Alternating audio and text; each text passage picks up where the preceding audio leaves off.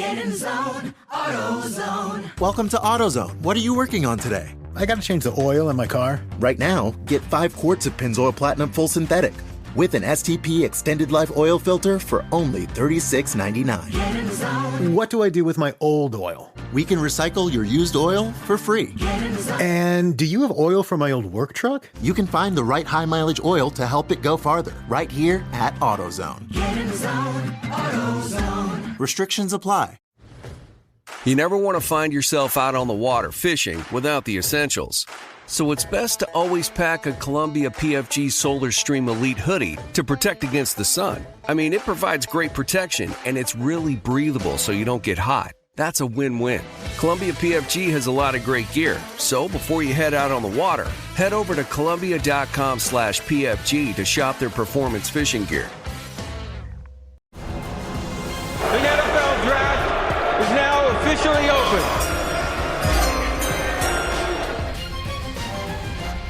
This is draft season. We are finally the week of the NFL Draft. I am John Schmeelk. We're joined by Tony Pauline, who, of course, you can find this coverage at sportskita.com. Dynamic duo. We got 2 shows this week, folks. Today, Monday, we're recording this literally Monday morning. We're going to turn it right around, get it up Monday afternoon, because a lot of it is Tony's latest intel on what he thinks might happen in the draft. And then on Wednesday, Tony will have his final mock draft. I will pick it apart as we go, but it'll be Tony's picks based on what he thinks and what he's hearing around the league. So that'll give you a good idea of what might happen on Thursday night. And don't forget, that draft season is brought to you by Moody's. Decode risk, unlock opportunity. Visit Moody's.com to learn more. Tony, we are finally here. Draft week is upon us. How you feeling, brother? Anxious. You're trying to want to get ahead of the news curve. You basically all your opinions, you're exposing your soul to the world. So, I go through this every year. I'll get through it, as I'm sure you will, and everybody else will. Well, let's expose our soul for the next 30 or 40 minutes or so as we tell the folks. We'll try to tell them what we think is going to happen on Thursday. Tony, the only place you could start is the quarterbacks. Yeah. What are you hearing about the quarterbacks going near the top of this draft? Well, I mean, it's interesting. Everybody talks about the good parts of the quarterback. I spoke with somebody who I've known for about 30 years now, and this was a well-placed source who I've known and I trusted. It's given me a lot of information. And basically, what he broke down was some of the things he didn't like about the quarterbacks. The only quarterback that he really had a positive overall view of was Jaden Daniels. He said Jaden Daniels, he believes, is the most ready quarterback of the top quarterbacks. He's the most NFL ready. He'll be able to step into the starting lineup and have the fewest bumps in the road. Obviously, the frame's got to get a little bit bigger. With Caleb Williams, a lot of it is what we talked about. He's concerned with the fact that Caleb Williams never played from a huddle. And, you would think that, that's easier to teach. But, it's a different perspective. When you're in the huddle, you step to the line of scrimmage, the play clock is running down. So he believes that's going to take some time. He talked about, the fact that he takes a while to go through progressions, Caleb Williams, and the fact that he's an arm thrower. Drake May, he likes Drake May a lot, but I was told Drake May is at least a year away from being NFL ready. Said the fundamentals need a lot of work. Said that, when Drake May's film, his good film is outstanding, and it could be better than any quarterback here, but it's few and far between. And there's a lot of bad film interlaced with that good film. No, by the way, I think that is a very fair way to describe it too, to be honest with you. Yeah. And it's interesting because he said, May is at least a year away. We'll see whatever team drafts him. Do they sit him or do they spoon feed him into the lineup right away? The conversation on J.J. McCarthy is he feels McCarthy is a half a season away. Obviously, as we talked about, he loves his leadership. He says he's a bright kid. He's a smart kid. Told me a story how when they would bring recruits into Michigan and they would use J.J. McCarthy to recruit these kids, J.J. McCarthy would tell them outright, listen, if you want to come to college and party and have a good time, go elsewhere. But if you want to win a national championship, this is the place for you. And I said that, that's heavy stuff, for a younger kid. That's the kind of person that people gravitate to. I expressed my concern about the fact that I don't believe that J.J. McCarthy has a next-level arm. He doesn't have great arm talent. And he agreed with me, but he said, there are times where J.J. McCarthy will make some great passes down the field which leads you to believe that he's got that arm talent, and you just have to harvest it and allow him to use it, teach him to use it on an every down basis if that's what you want.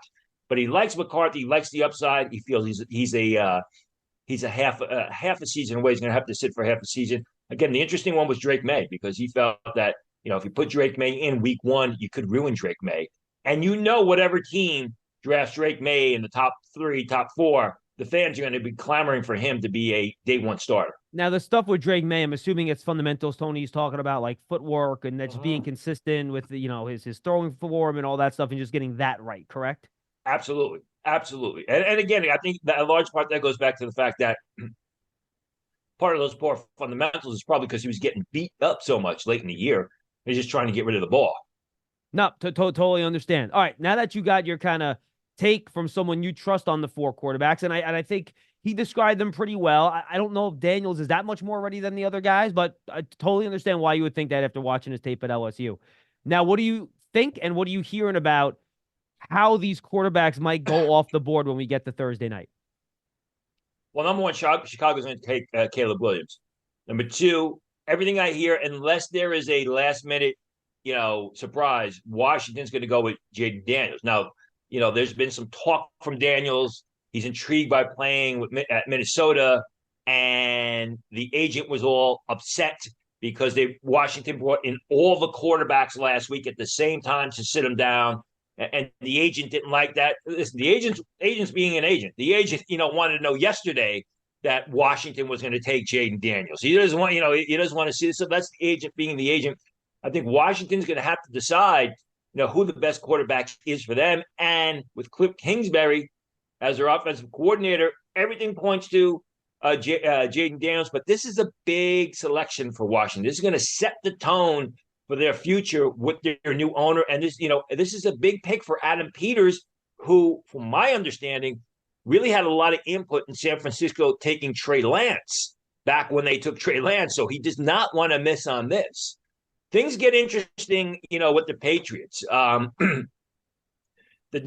Wednesday night, I had heard the day before the de facto general manager, Elliot Wolf, went up there and said, we're open for business. A lot of people had said that they were convinced that the Patriots are going to trade out of that 3rd pick. If you go back to the combine, I had written about this at the combine. If the quarterback that they didn't like, Jaden Daniels, wasn't available to them, they would consider trading down. And then Elliot Wolf says, we're open for business. I think they really want a quarterback. I think the owner really wants a quarterback.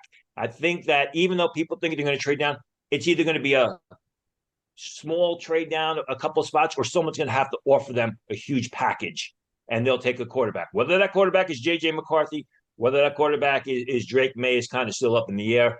They've done a good job, basically keeping everything close to the vest. And then, Arizona, I think they would trade. I'm told they would trade down if the right package is put there, just as long as they can stay within the top 11, because they're still going to get a pass catcher. Otherwise, it'll be Marvin Harrison. Chargers, again, they're open for business. They would trade down if the right package is there available to them. If somebody wants to move up to get a quarterback, if a quarterback's there, or move up for a receiver. If not, I continue to hear that the Chargers are going to take Alt from Notre Dame with that 5th selection. Heard it as of late last night.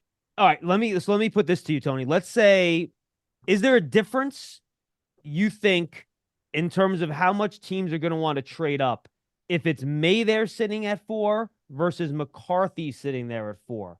Does either one of those quarterbacks you think garner more suitors, whether it's, teams at 11, 12, or 13, quarterback alley, which is what I think Darren Jeremiah called that last week. I love that because it is quarterback alley, right? It's the Vikings, it's the Broncos, it's the Raiders, or maybe even the Giants at 6, right? So do you think that changes based on which one of those quarterbacks is available at 4 and 5? What type of package the Cardinals and Chargers might get offered to them? No, in the sense that, Denver really wants J.J. McCarthy. That's who the guy that Sean Payton wants because he feels it's a perfect fit. I don't know that Minnesota, it's going to make a big difference whatever quarterback is there for them, that they're going to alter the package. They're going to offer more for one quarterback other than the other. I mean, as far as the Raiders are concerned, the guy that Antonio Pierce really wants is Jaden Daniels. So if Jaden Daniels somehow gets past Washington, I'm sure he's going to be, pounding the table with Tom Telesco to make a big move up and get Jaden Daniels. I just don't know that they're going to have the firepower or the picks. Same thing with Denver to move up. I think it's all basically, in the hands of Minnesota, especially with those 2 first-round choices. How far down do you think Arizona and the Chargers would want to go? Would they be willing to take less in a package if they only have to go down to, let's say, the Giants at 6? Or would they prefer to get a bigger package, get more picks, and slide into that 11 to 13 area? Well, I think with Arizona, obviously, if you move from 4 to 6, you're gonna bring in a smaller haul of picks as opposed to, say, moving from 4 to 11. I think Arizona really wants to stay, doesn't want to go much further than that 11th spot, because in that 11th spot, you're going to get, you could potentially get Roma Dunze, outside shot Malik Neighbors. Worst case scenario, even a worst case scenario is Brock Bowers, assuming the Jets don't take him, which I think the Jets will. But I think at 11, you're going to get one of those top 4 pass catchers.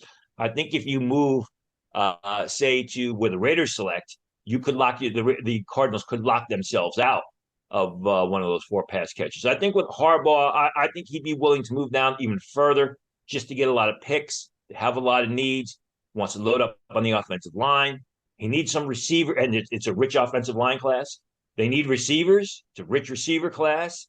They could use some cornerbacks. There's some decent cornerbacks. So I think the Chargers would be more apt to making a bigger move down the board from what I'm hearing than the Cardinals, who would prefer to, I don't think they want to trade much further than Denver or Minnesota, because there's a very good chance if they go further, they're going to lock themselves out of one of those top pass catchers. And I imagine the Patriots wouldn't want to move too far down either, right? They would probably want to stay higher rather than go, too low so they can get one of those premium guys.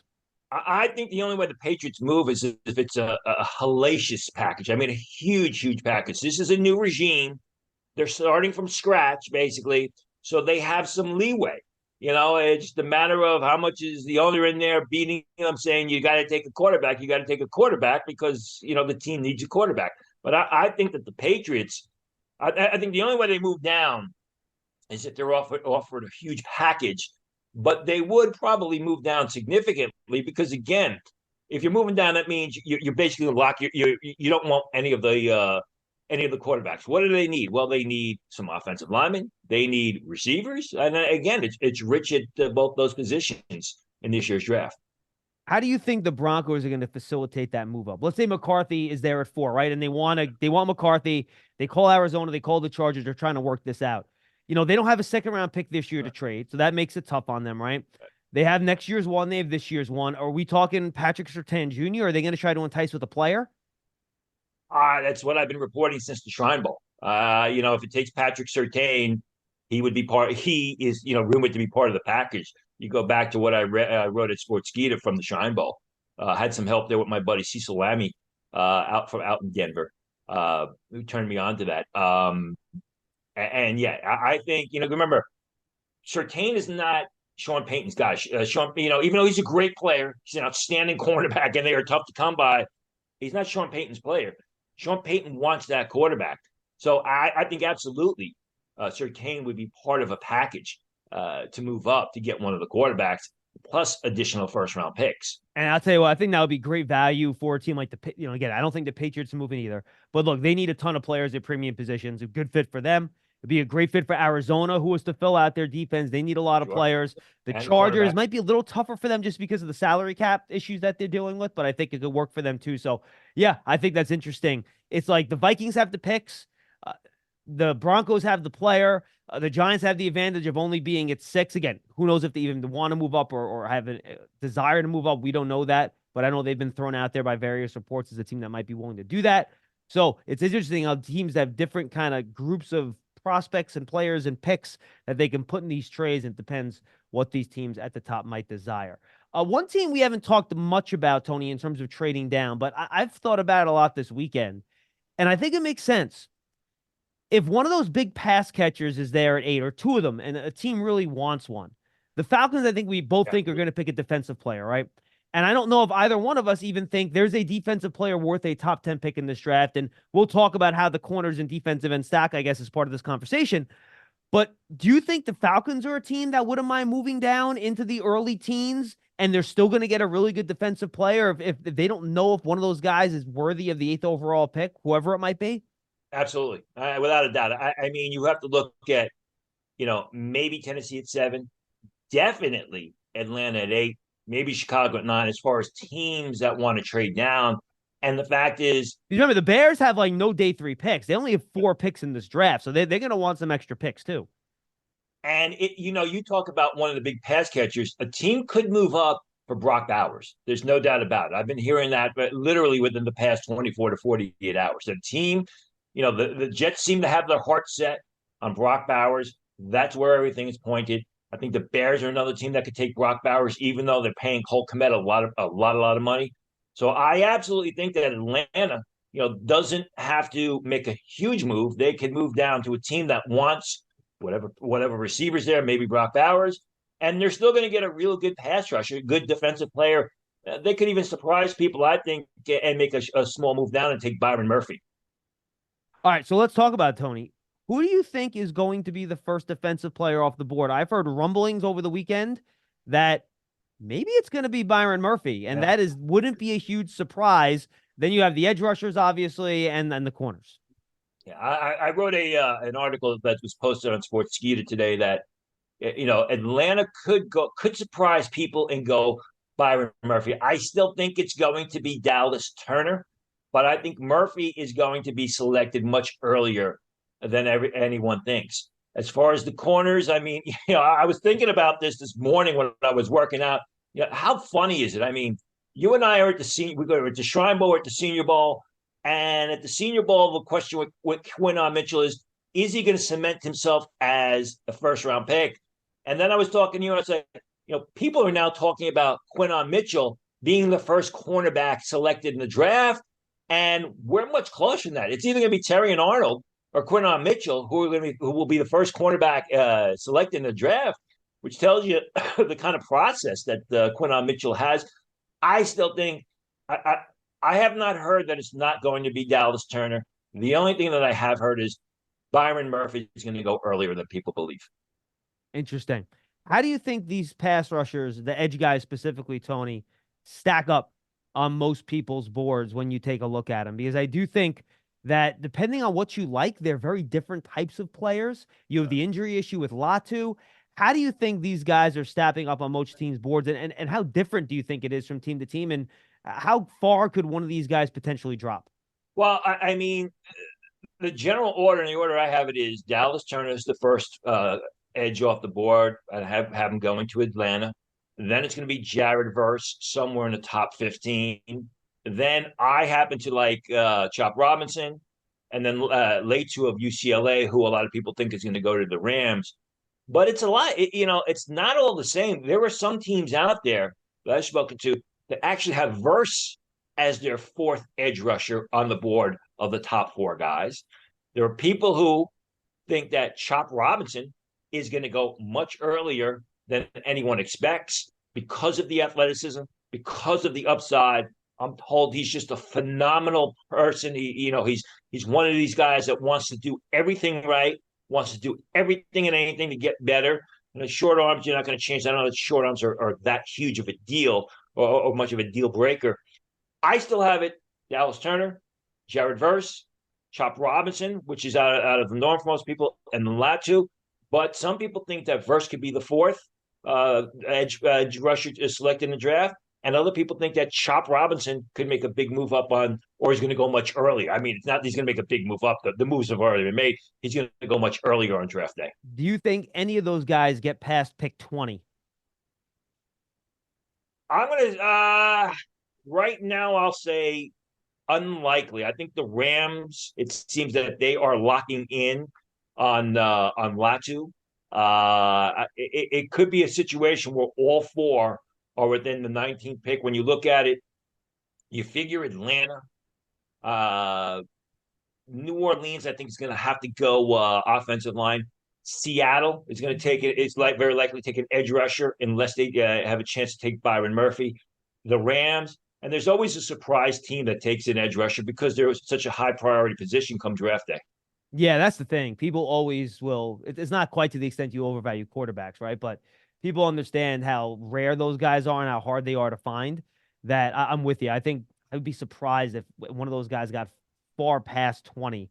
Again, maybe the Latu injury, medical stuff has an issue, has a role in that, which could change it. But I mean, even if you look 21, Miami could take a pass rusher. Philadelphia is always in need of a pass rusher. I mean, at worst, you're looking 26 with Tampa. Yeah, I want to get to Philly in a second. Just to wrap up these teams in the teens, which I think is interesting, Tony. We talked about the Broncos trading up. How about a chance of them trading back and maybe trying to get a guy like Michael Penix, or maybe the Raiders taking a guy like Penix after trading back? How do you think him and or Bo Nix even kind of play into these teams in quarterback alley if they miss out on one of the top fours? Well, a couple things. I do think, and I had written about it last week, that if Denver can't trade up to get a quarterback, they're going to have a good player sitting them in the face when they're called to the clock at 12 if they can't move up. The question is, do they take that player, or do they entertain offers to move back? Because remember, they cannot move back up into the first because they don't have a second-round pick, which is why it's difficult for them. Or they're going to have to use next year's first-round pick if they want to move back into the bottom half. So I absolutely see that it's a possibility that they can move down to the bottom half of round one and then take Bo Nix there. That is something that has been talked about by a lot of people. I mean, Sean Payton, from what I was told, felt like he got burnt because he missed out on Patrick Mahomes by one slot. He had Patrick Mahomes. That was his guy. There were rumors that the Saints were offered a trade to move up in the top 10 to take Patrick Mahomes. They didn't take the trade. Once Cincinnati took John Ross, he thought he was home free. They were going to get Patrick Mahomes. And then Kansas City made that big move to take Patrick Mahomes with the 10th pick.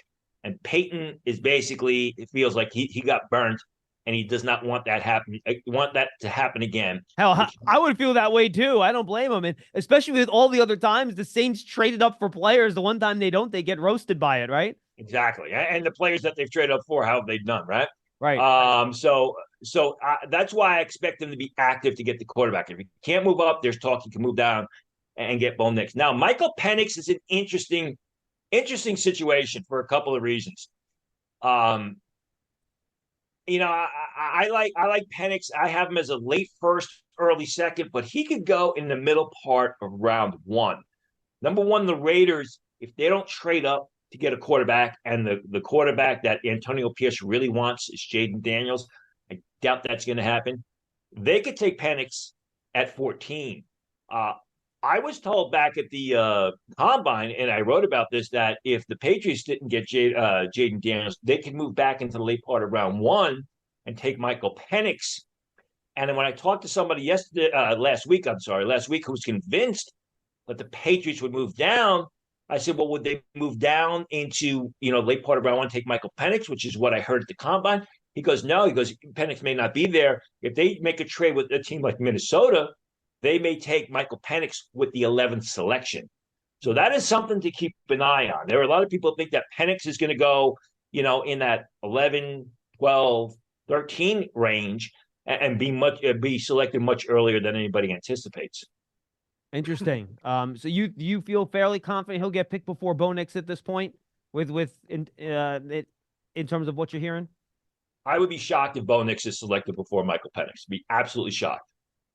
All right. The only way that happens is, Sean Payton says the heck with it and takes Bo Nix with the 12th pick. There are a very small percentage of people who think that's going to happen. I don't see that happening. All right. We mentioned the corners. A lot of those players, Tony, will be going in that teens area that we're talking about. How different are the boards on the corners? Is it mostly Arnold and or Mitchell on top of those boards, or could guys like Wiggins, DeJean, McKinstry, get into that top two for some teams? No, it's basically everything that I've heard and spoke people with. It's all Mitchell and Arnold by a decent margin. I mean, not a half a round, but a little bit less than a half a round.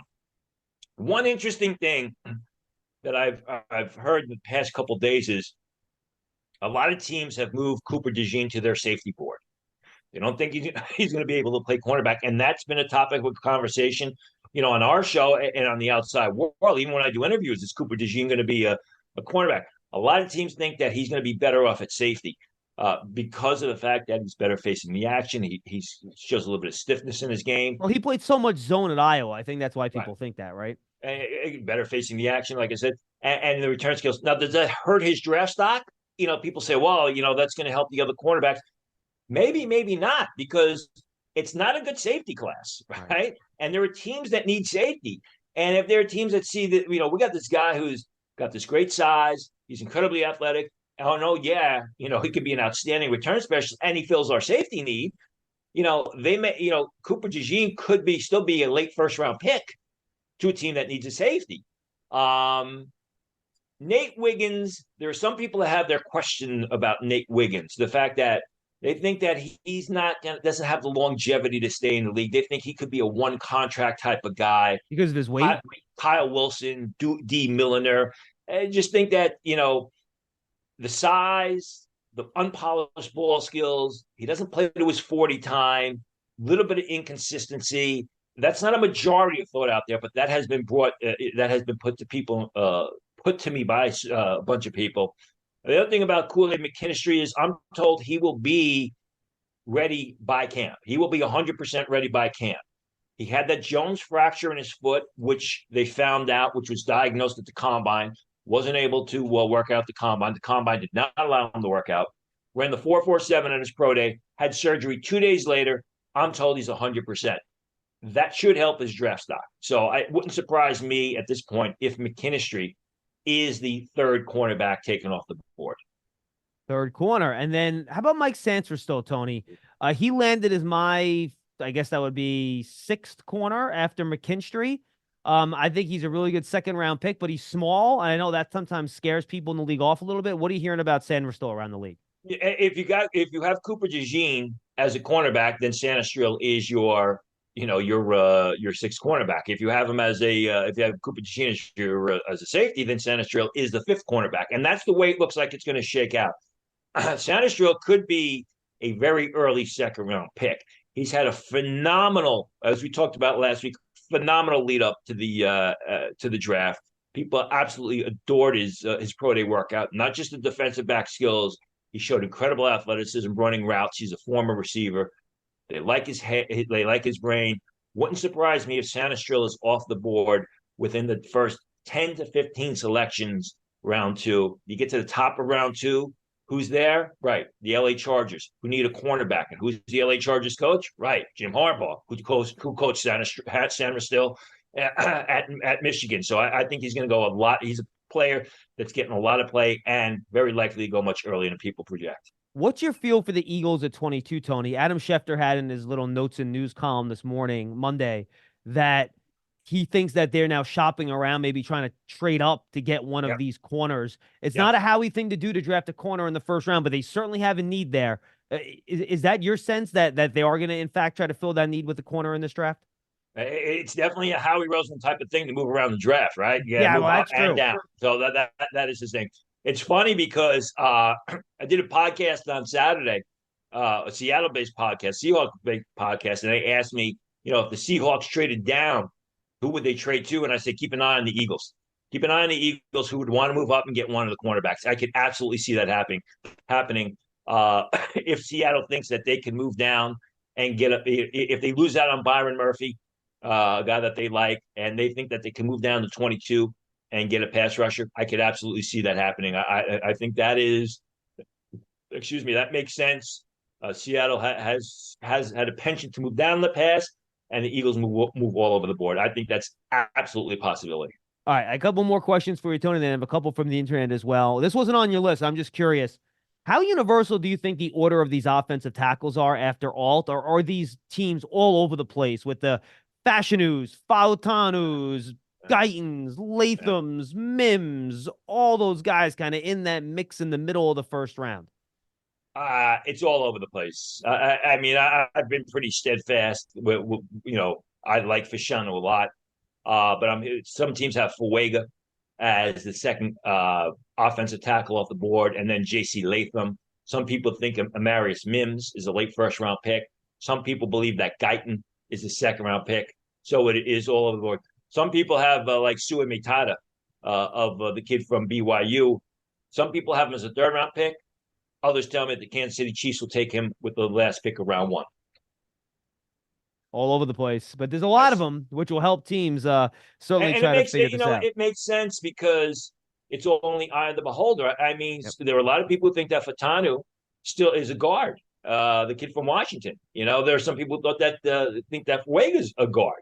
So if you can get a tackle much earlier, it's a higher priority position. I still don't understand. And granted, it's only going to happen on draft day how Fashanu has fallen so far. And I don't get it either. I'm with you. Like, if you don't get old and you need a starting left tackle this year, why you wouldn't draft that guy, Tony? I have no idea. Right, and it's while he gets pushed around on the running downs, he absolutely does. I mean, that was really the problem with his game is he's not a strong run blocker, but that can be easily reversed. And it's something we're not going to figure out. Even if Fashanu is a mid-first round pick, the 18th pick or whatever, falls to the bottom half of round 1. We're not going to figure it out for 2 to 3 years. I just don't see how this guy who is a premier pass blocker, great feet, great technique, great mobility, gets out on the second level, is all of a sudden everyone's just kind of knocking him off and putting players like J.C. Latham ahead of him. Yeah, it's odd. I'm with you. All right, let's go through some quickies here, Tony. Who do you think could go much earlier than people expect in this draft? Well, I think we already talked about that. Would be Byron Murphy. There's no doubt about it. I think there's a slight chance Atlanta could take him at 8, or they could trade down and take him. But I think when all said and done, Murphy's absolutely going to be a mid-first round pick. I spoke with somebody about Murphy and the Seattle Seahawks, and their response was he's not going to be there for him. Yep, wouldn't surprise me at all. What player do you think might go later than people expect? This is going to surprise people. This actually surprised me. It's going to be from what I'm hearing, it's Jackson Powers Johnson for a couple of reasons. I'm told that he's just got the personality that rubs some people the wrong way. That can be said about anybody. That can be said about me. And me. So I'm not a first round pick. Somebody else told me that they said, they think that Jackson Powers Johnson was just being overrated by a lot of people. And he really was never a first round pick. He's still my number 1 center. I'm still going to mock him in the first round. But there are teams out there that have a second round grade on Jackson Powers Johnson. Is there medical aspects to that too, Tony? I've not heard anything bad about medical. All right, you kind of mentioned this with Kansas City and linking them to Suamataia. Who else have you heard the Chiefs might go after with their final pick here? They need tackles, also need a receiver, especially what's going on with Rashee Rice. And a cornerback, right? Because they lost Jerry Snead. So, those 3 positions. I've heard Sue Matata as of just a couple days ago. I know that they like Jordan Morgan. They didn't think that Jordan Morgan would be available to them. I think it's going to be one of those 2 players. But like you said, I mean, who expected them to take the Kansas State defensive pass rusher last year? I'm going to throw one name out there for a guy that might go earlier than people expect. I'm going to throw Graham Barton in there. So I've heard there's a lot of love for him. I think he might be gone in the teens. People think he might be there in the 20s. I'd be surprised by that. I think he'll go before Jackson Powers Johnson as a guy that teams can move like all over the field and, play at different positions if you need him. And I think teams really value that. A couple other quickies, Tony. I agree with you. I agree with you. I have, I should have said this. Jackson Powers Johnson is my highest rated center, but I think Graham Barton is going to be the first center taken, although he's never played center. You say the teens, I don't see him getting past Pittsburgh at 20. Yeah, and I'm with you. This is from I reported that last week. People were saying, Pittsburgh at 20 for Graham Barton makes perfect sense. And the reason was, as far as Pittsburgh was concerned, they actually need a tackle and they need a center. And Graham Barton can play both. Granted, he can't play both at the same time, but they figure, well, we'll try him at center. And, if it doesn't work out, well, we could always move him to tackle as a contingency plan. I don't agree with the tackle part. But he was a successful offensive tackle at Duke. Yeah, and then you have Miami at 21 needs a center. And then Dallas at 24, Tony, also needs a tackle and a center. What do you think they're thinking? Well, I mean, that could be a good place for Jackson Powers Johnson, maybe a receiver. I think when you look at it, if Jackson Powers Johnson falls, I mean, that's definitely a Dallas type of offensive line. Interesting. All right, couple other nuggets here, Tony. You mentioned Dallas. I've heard so many people linking them to Jonathan Brooks, the Texas running back in the second round. I don't know if that's just because it's Texas and Texas or whatever. Yeah. They do need a running back. They might have the biggest running back need in the whole draft. Do you think that's the first running back off the board, Brooks to Dallas at 56? I have Trey Benson. It wouldn't surprise me if Jonathan Brooks is the first running back taken. There are teams that have Brooks rated ahead of Trey Benson of Florida State. They're all bunched up in late second, early third round. I talked to teams. They got Brooks, Benson, Blake Corum, Ray Davis, Jalen Wright of Tennessee is getting a lot of love, and Marshawn Lloyd. The guy that they seem to be a little bit cooler on that I absolutely like, and I know you like him too, is Will Shipley of Clemson. I haven't heard too many teams that have Will Shipley as a day 2 selection. I do think he will eventually go there. Yeah, and I think whoever gets him is going to get a real good NFL player, man. That guy's going to be maybe not every down back, but he's going to be good. What teams do you think maybe could be willing or interested in trading back up into round 1, Tony? I mean, that's a good question. What are they going to trade back into round 1 for? Usually it's a quarterback, but obviously, if you figure New England gets their quarterback in round 1, they're not going to trade back in. The Cardinals don't need the Commanders. How about the Commanders trading back in to try to get an offensive tackle to pair with their new quarterback? Because they have a big need at tackle, too. They have a massive need at tackle. I mean, that would make sense if the offensive tackle that they like is there. If Suamatea, Jordan Morgan start to fall, I am told that, I reported this a while ago, that Jordan Morgan the latest he'll go is 36 to Washington. So it would make sense that, if Morgan gets past Baltimore at pick number 30, the Commanders could make a move up to secure him and put him on the left side. All right, fourth and fifth wide receivers drafted, Tony. Is Brian Thomas your the consensus, quote unquote, fourth wide receiver on most team boards? And I think the more interesting question is who's 5? Yeah, it is Brian Thomas. 5 kind of wavers between the 2 Texas kids, Adonai Mitchell or Xavier Worthy. I mean, Worthy obviously, is that home run hitting deep threat. Mitchell is a guy who's more of an underneath receiver, although he's got some sneaky speed and he's got a lot of untapped potential. I've not seen anyone, or I've not talked to anyone that doesn't have Brian Thomas as their number 4 receiver. After that, are you looking for the home run hitter, the guy that consistently stretches the field vertically? Or do you want the more consistent, bigger bodied, underneath intermediate wideout? If you want the latter, you're taking Adonai Mitchell. If you want the speedster, you're going with Xavier Worthy. All right, let's talk about the 2 local teams, Tony. First, the Jets. You kind of already linked them to Brock Bowers. What else do you think they might be thinking there at 10? I haven't heard too much as far as receivers are concerned. I hear it's Brock Bowers or an offensive lineman. Offensive lineman, I know that Fuega is a favorite of Joe Douglas. That's been reported since the Senior Bowl. I'm not told that has changed. Somebody told me that they think that on draft night, that Douglas is going to be banging the table for Fuega. I personally believe that number 10 is a little bit too early for Fuega. Everything points to Brock Bowers, which is why a team may make a move up in front of the Jets to grab Bowers. Let me just understand. If the general manager is pounding the table for a player, why wouldn't they just pick that player? What team are we talking about? No, the Jets. You said that Joe Douglas loves Fuaga, right? So if he really likes Fuaga, he's the decision maker. Why wouldn't they just pick Fuaga? Why would they then go with Bowers? You think that would be it? But again, they're in a win now mode, and the question is, they made the trade for Morgan Moses, although they basically gave away a 6-pack of beer to get him. When you look at what they traded for him, the fact is a guy like Bowers going to help the team, a win now team, the first week of the season, or is Fuega going to help the Jets more with a win now team? I mean, if it was up to me, I'm taking Fashanu for left tackle. Not only for maybe short term, depending on what happens with Tyron Smith, but longer term. But again, the Jets have to draft players that are going to be on the field week 1 producing. How about the Giants?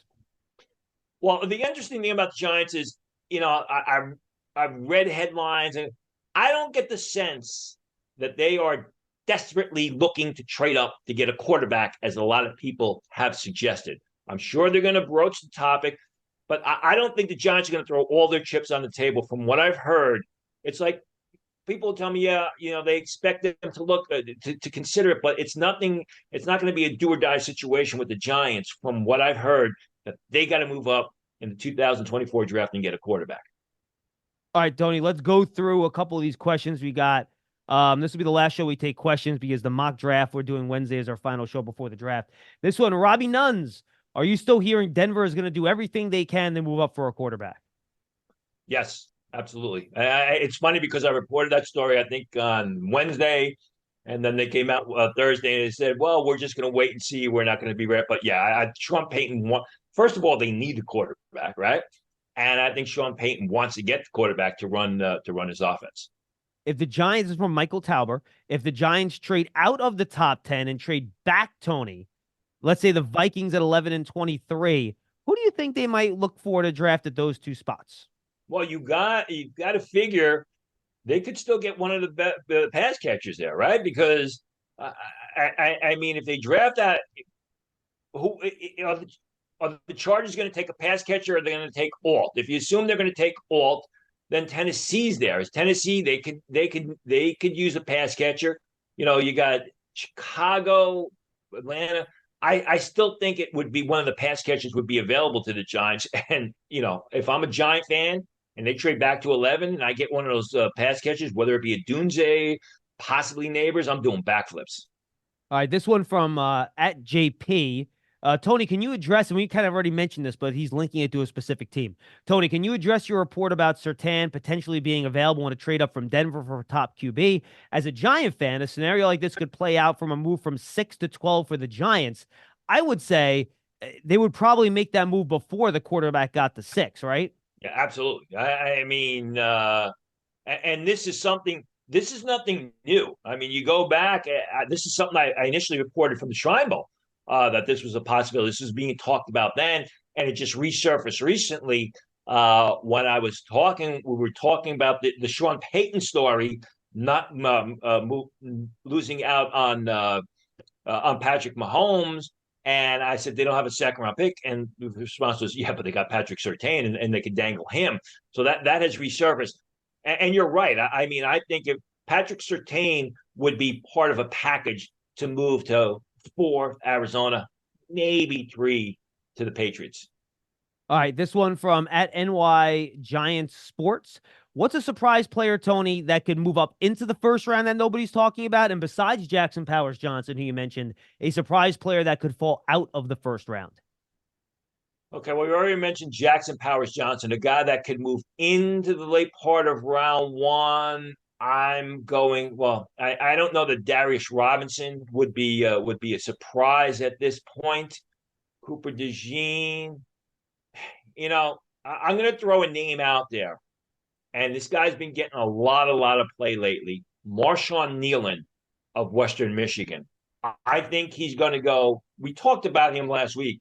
He's going to go earlier in the sense that he's probably going to go mid-second round. But it wouldn't shock me, one of those teams late. I knew that the San Francisco 49ers absolutely love Marshawn Nealon, but then they went and signed 2 pass rushers in free agency. That's a guy who I think would blow people away as a late first-round pick. Funny, I had Dane Brugler on last week on our Giants Huddle podcast here, Tony, and he mentioned Nealon as a potential late first-round pick too. So it's funny that both you guys have kind of got that on the grapevine. So definitely pay attention to that name, folks. This one from Senior Drill Sergeant. Any truth to the Ravens potentially moving back to the second round? I'm sure if the right offer is there. I mean, the Ravens are looking at offensive tackles. They're looking at a guy like Darius Robinson, maybe a cornerback. So, I mean, a lot of funky things happen late part of round 1. I'm sure they would entertain offers. I don't know that they have their heart set on any single person. How can you when you're selecting that late in the first round? This final one is from at Anthony, or just Anthony. This tag is confusing. Why is there no consideration at all for the cornerback position in round 1 for the Giants? The cornerback, this is me reading it, the cornerback room is weak, and after the top 3 or 4 in the draft, the rest are nickels and safety converts. If you do want a wide receiver, there will be some good ones at 47. Neighbors is okay, but I'd rather have Quinion Mitchell over Rome Odunze.